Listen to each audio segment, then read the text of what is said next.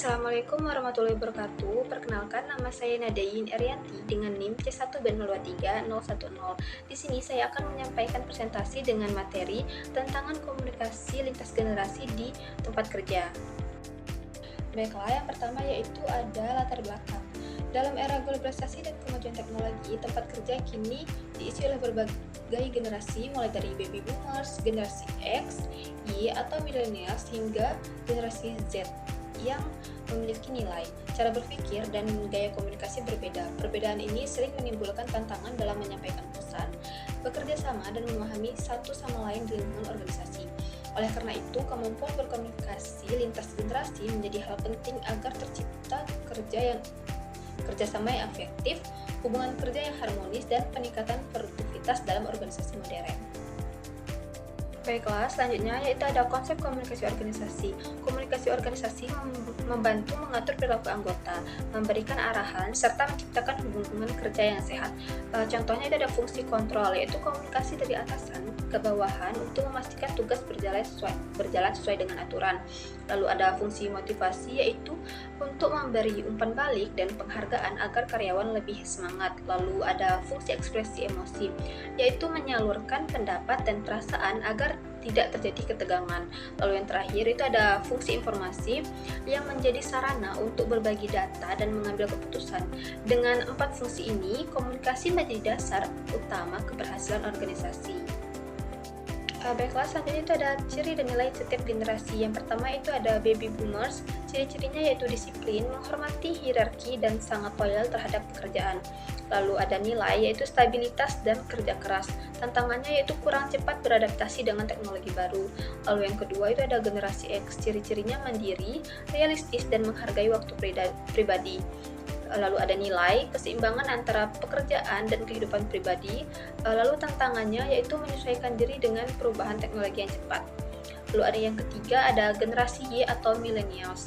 Ciri-cirinya yaitu terbiasa dengan digitalisasi, menghargai kerja tim. Lalu ada nilainya, fleksibilitas dan pencarian makna dalam pekerjaan. Tantangannya yaitu sering dinilai kurang loyal atau cepat bosan.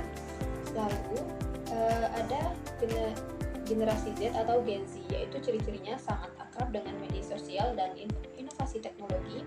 Lalu nilainya yaitu kemandirian dan keterbukaan terhadap perubahan.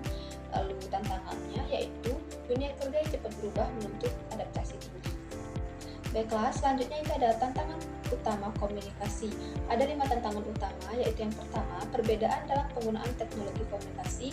Yang kedua, perbedaan gaya berbicara. Yang ketiga, perbedaan nilai kerja dan motivasi. Yang keempat, konflik karena miskomunikasi dan perbedaan ekspektasi. Lalu yang kelima, yaitu kesenjangan literasi digital antar generasi. Baby boomers mungkin ingin komunikasi langsung, sedangkan millennials atau Gen Z lebih suka pesan singkat via chat. Hal ini menimbulkan jarak persepsi. Selain itu, nilai loyalitas jangka panjang dari generasi lama berbeda dengan nilai fleksibilitas dan kebebasan dari generasi baru. Jika tidak disikapi dengan baik dan bijak, perbedaan ini bisa menimbulkan konflik internal dan menurunkan produktivitas tim. Selanjutnya itu ada strategi mengatasi tantangannya. Yang pertama, peningkatan literasi digital agar generasi senior bisa beradaptasi dengan teknologi. Yang kedua, program mentoring lintas generasi untuk saling berbagi ilmu dan pengalaman. Lalu yang ketiga, komunikasi yang inklusif dan adaptif sesuai karakter tiap generasi. Lalu yang keempat, pelatihan soft skill komunikasi untuk membangun empati dan saling menghargai. Lalu yang kelima, kebijakan kerja fleksibel atau hybrid dan jam kerja dinamis agar semua generasi merasa nyaman. Strategi ini menekankan pentingnya saling belajar antar generasi. Contohnya, baby boomers bisa membimbing Gen Z dalam etika kerja, sementara Gen Z bisa membantu generasi senior dalam penggunaan teknologi baru. Dengan begitu, perbedaan menjadi kekuatan kolaboratif, bukan menjadi sumber konflik. Baiklah, selanjutnya itu ada revolusi industri 4.0 dan 5.0. Revolusi industri 4.0 menekankan digitalisasi dan otomatisasi. Lalu revolusi industri 5.0 menekankan antara manusia dan teknologi. Jadi setiap generasi perlu meningkatkan dengan tantangan ini. Lalu komunikasi generasi yaitu kembang teknologi membuat komunikasi global, antar antar. Oleh bagi semua generasi meningkatkan keterampilan digital sekaligus menjaga nilai-nilai kemanusiaan seperti empati dan kerjasama. Baiklah, selanjutnya itu ada resolusi konflik lintas generasi. Ada pun langkah-langkah penyelesaiannya. Yang pertama yaitu mengadakan pelatihan komunikasi dan terbuka. Yang kedua, menumbuhkan budaya menghormati dan budaya. Lalu yang ketiga, membuat program kerja kolaboratif lintas generasi. Dan yang keempat, memberikan penghargaan dan pengakuan yang adil. Konflik lintas generasi tidak bisa dihindari, tapi bisa dikelola. Kuncinya adalah menciptakan kerja yang adil di mana setiap syarat berbagai generasi dianggap penting. Dengan begitu, untuk bisa berubah menjadi peluang pembelajaran dan inovasi. Baiklah, yang terakhir yaitu ada kesimpulan.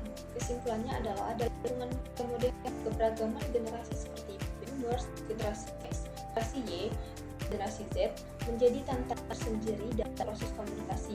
Perbedaan nilai, gaya komunikasi, dan kemampuan tektonik seringkali menimbulkan kesenjangan dan konflik, tetapi jika dikelola dengan baik, hal tersebut justru bisa menjadi kekuatan yang memperkaya dinamika organisasi.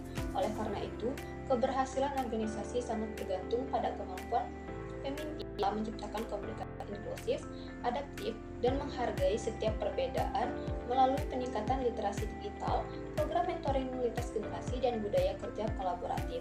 Komunikasi antar generasi dapat terjalin lebih harmonis.